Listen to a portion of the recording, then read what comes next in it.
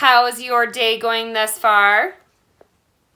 Mine is pretty good too. I've been so busy getting ready to see you. And boy, oh boy, I cannot wait. One thing that I thought might be fun before we go back to school is learning how to make a paper airplane. Have you guys made one before? Some of you have? No way, lucky duckies! All right, we're going to go check out SciShow Kids, though, and we're going to learn just how to do the perfect one, okay? Let's go check them out, and I'll meet you back here.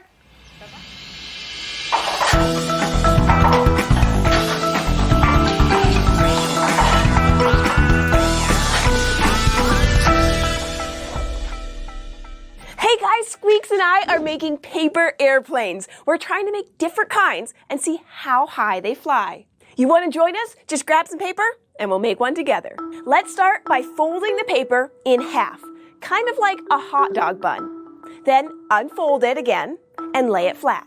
Now, fold down the top two corners. Try to line up each corner so that it reaches all the way to the fold in the middle.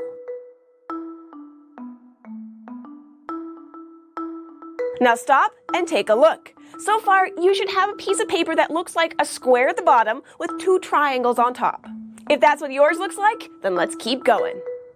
Find the outer corner of each triangle and fold the triangle over so that corner touches the middle fold too.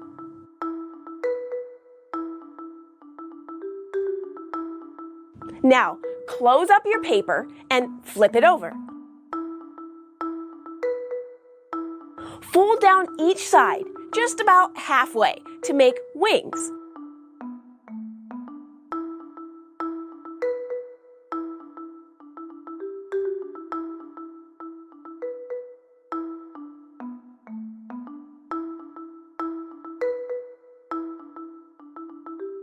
And you've got a paper airplane. Let's see how it does.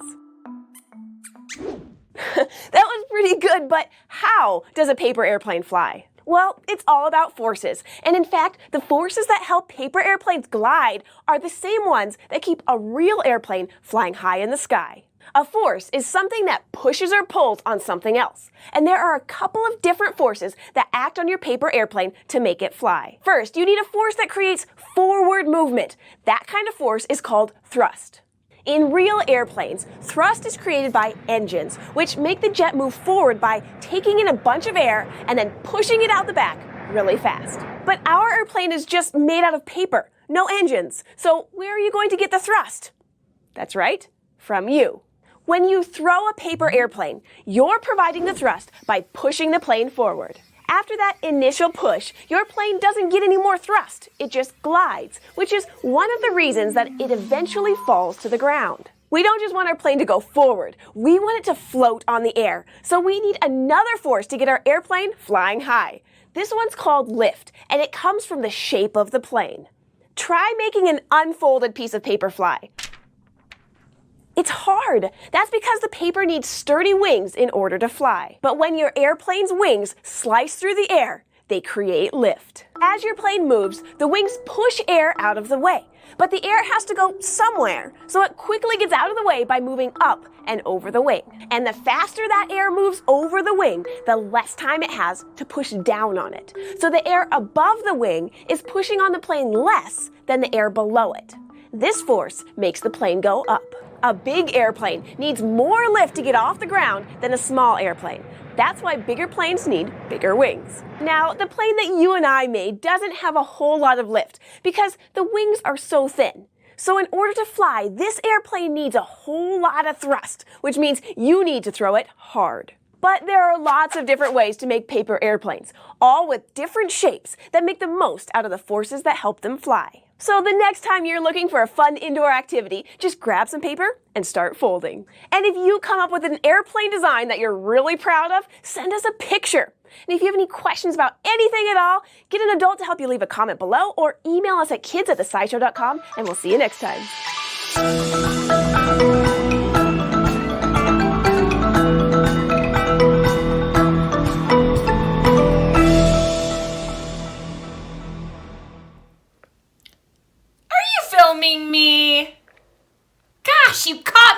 working. Well, like I told you, I've been working, trying to see you at school. All right, you guys, did you have fun making paper airplanes? Me too. Well, now we're going to go visit Maestra Karen, and she's going to read us one of our favorite books at Little Red, The Little Blue Truck in Espanol.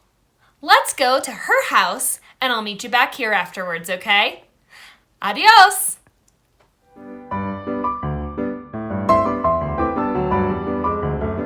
Hi friends, Miss Carol here.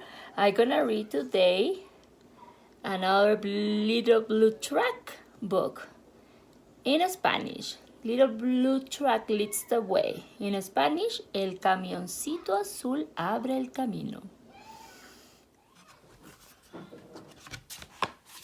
La bocina pitó, pi, pi, pi. El motor hizo un ruido muy amistoso. El camioncito azul llegó a la ciudad. Pi, pi, pi. Qué bella, ¿verdad? The little blue truck is on the city. Edificios muy altos arañaban todo el cielo. Pi, dijo Azulito, ciudad de alto vuelo. Big buildings in the city. Brum, los camiones rugían. Ciudad con prisa, Azulito decía. Brum, busy city. Busy trucks. Largo, pequeño, gritó un autobús lleno de turistas viajando en un tour. Move, little one. Un camión de reparto hizo pitar su bocina. ¡Pip! ¡Aparta! Voy primero. Hay que tener disciplina. Excuse me. I'm going first. Wiu, wiu. Sonó una sirena. Dejen paso. Hay mucha faena. Let me go in. I'm in a hurry. Chis, chas, chus. Rodaba el barrendero. The trolley cleans the roads. Tú, dijo gritando, muévete, yo voy primero. Hey, you, little truck, move. Cede el paso, berreó una limusina, un coche tan largo como de aquí a la esquina. That's the limousine, long car. Llevo al señor alcalde aquí adentro en su asiento. Soy muy importante. Aparta, lo siento. I am in a hurry. Have the mayor here. I have very important things to do. Excuse me. Carros y camiones en un gran atasco. Todos pintando y chillando. Tremendo chasco. Pi, pi, pi. Everybody's stuck in the traffic. Beep, beep, beep. Viene un taxi gruñendo. That's a taxi. Screech, sonaron los frenos. Pare, gritó Azulito. Stop, says Little Blue Truck. Con orden todos cabemos. Puede que sea veloz y yo un poco lento, pero de uno en uno todos contentos. Maybe one by one we can all move. Yo primero, dijo la limusina, muy llena de orgullo, pero le dio la tos, se murió y armó un burullo. Oh, the limousine is not feeling good. Oh, you got a cough. Gran atasco allí se armó con el alcalde adentro. Y dijo Azulito, ¿quiere que lo lleve al centro? The mayor was there. Azulito said, you want me to take you? Todos los mirones dieron un grito cuando se abrió la puerta y salió el alcalde Don Fito. That's the mayor. El honorable subió en Azulito y dio un discurso corto y bonito. He climbed into Little Blue Truck. Amigos, dijo, hoy tenemos buena suerte con este consejo sabio de un camioncito tan fuerte. Today we are lucky with a good advice from a little blue truck who is very strong. Uno solo a la vez, one at a time. Es lo que haremos. Siguiendo a Azulito, todos desfilaremos. Everyone will move one by one. Friends. Camiones y autobuses se pusieron en fila. Seguidos por carros y taxis, todos desfilan. Everyone's moving. Un taxi dejó pasar a una camioneta. El autobús fue el último detrás de una furgoneta. Ya está furgoneta. And the bus. Una banda de música se unió al desfile. ¡Boom! Sonaron tambores, trompetas. Era increíble. The music, band music. Rodaron hacia abajo por la avenida y a Azulito le daban la bienvenida. Everyone was moving and everyone was greeting Little Blue Truck. Aplaudan y gritan, ¡hurra! El camioncito azul, ¡hurra, hurra! ¡Hooray! The Little Blue Truck. The end. I hope you guys like it. See you soon. Gracias, Maestra Karen. I love that book. Did you guys have a nice time listening? All right. So during this time that we've been at home for so long, I bet some of us that have siblings are learning, well, how to fight better, right? Do you fight with your siblings? Whew! I can tell you that my kids fight all the time. Well, this next video from Brain Pop is going to teach us a little bit about conflict resolution. Let's go check them out, and once again, I'll meet you back here. Enjoy this movie, then visit BrainPop.com for much more. Hey Moby, have you seen my toothbrush? 10, 9, 8, 7. Hang on. 6, 5, 4, 3, 2, and 1.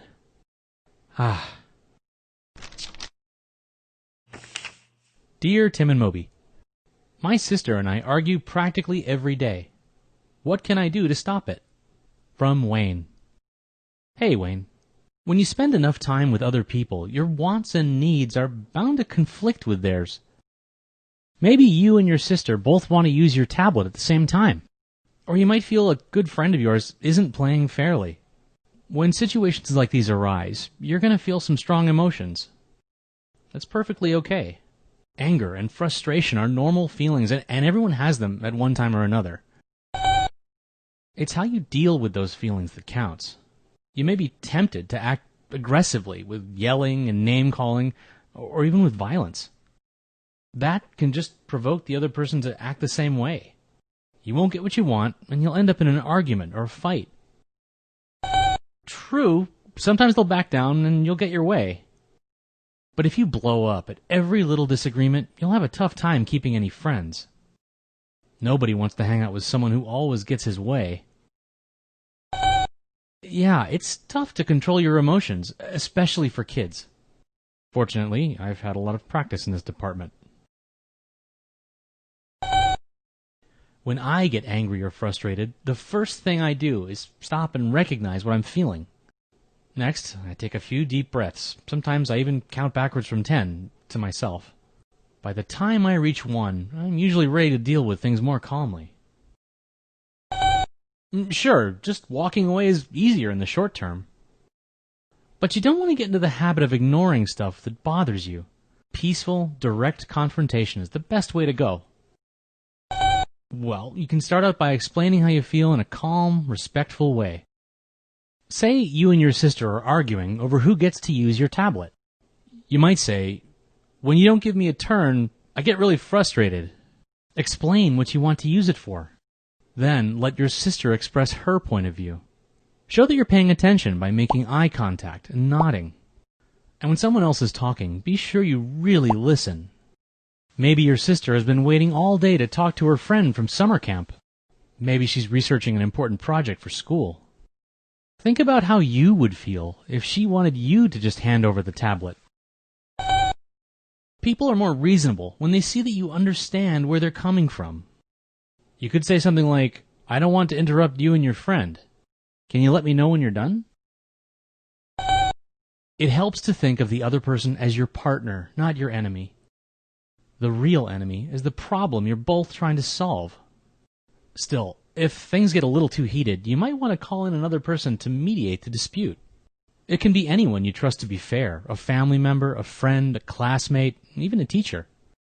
The mediator can decide when it's each person's time to talk and make sure that everyone acts in a respectful manner. The best solutions involve a compromise. Each side gives a little ground. For example, you and your sister can set a schedule for sharing your tablet. Instead of the dispute ending with one person losing, we get a win-win situation. Oh, right. Well, Moby, when you use my toothbrush to clean your toes, I feel grossed out. I wonder how long it's been going on, and I get sick to my stomach.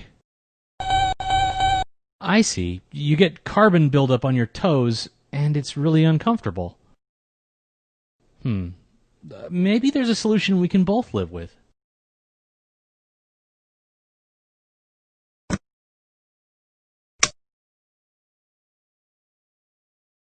Visit us at brainpop.com for more on this topic and hundreds of others. You'll find movies, games, quizzes, and activities.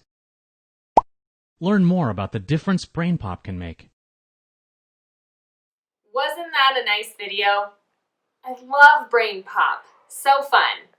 All right, guys, we're going to head over to Grandma's house, and we're going to listen to a read aloud from them today. It's an awesome one. I do not want to be a frog. Let's go check that book out. I can tell you it was one of Harlow and Levi's favorites growing up. Let's go see. I'll see you again tomorrow. Bye-bye. I Don't Want to Be a Frog. Written by Dev Petty. Illustrated by Mike Bolt.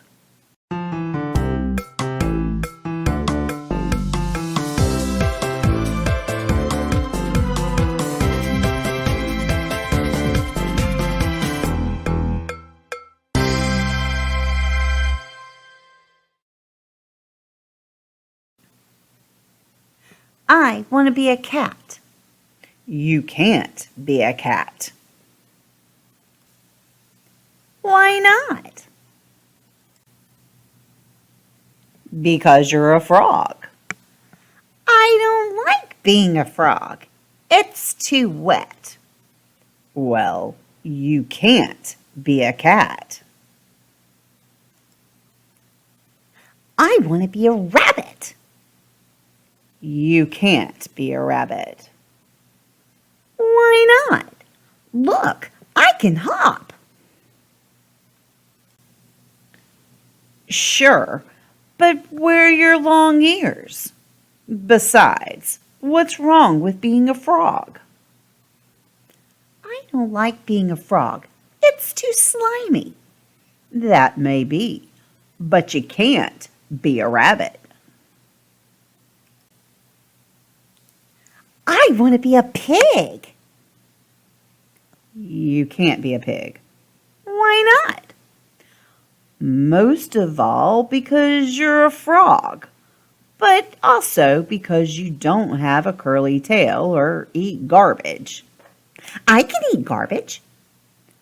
Everyone says that until they eat garbage. Sorry, you can't be a pig. I want to be an owl.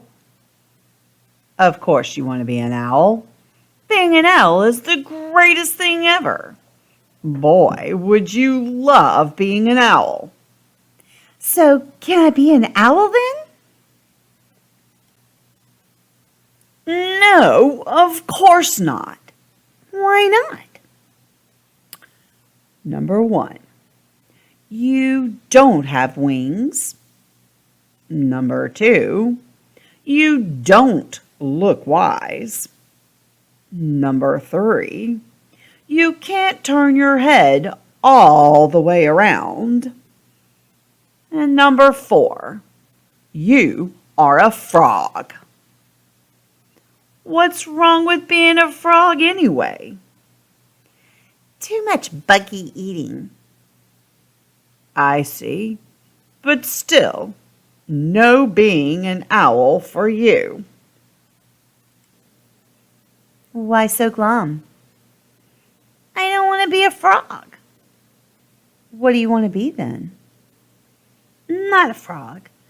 I want to be a cat, or a rabbit, or a pig, or an owl. Something cute and warm. I'm going to let you in on a little secret. I love eating cats. I love eating rabbits and pigs and owls too. And I'm pretty hungry. I might just go gobble some up right now. That's terrible. It's who I am. But guess the one thing I never eat. Badgers? No, I eat badgers. Lots of badgers. Frogs? Bingo! Why don't you eat frogs? Because they are too wet and slimy and full of bugs. Oh, so it's good to be a frog? Yep. I guess you can't fight nature. We are what we are. You are a fierce hunter. And you are a wet, slimy, bug-eating, very lucky frog. You should just be happy you're not a fly. What's wrong with being a fly? The end. I hope you've enjoyed this story. I don't want to be a frog. Would you want to be a frog? In the comments below, let Grandma know. Would you want to be a frog? Or would you want to be a fly? I don't want to be any of them. I like being Grandma. Now click that thumbs up button and let Grandma know how much you like this story. Make sure you come back for more stories. Bye, Grandma.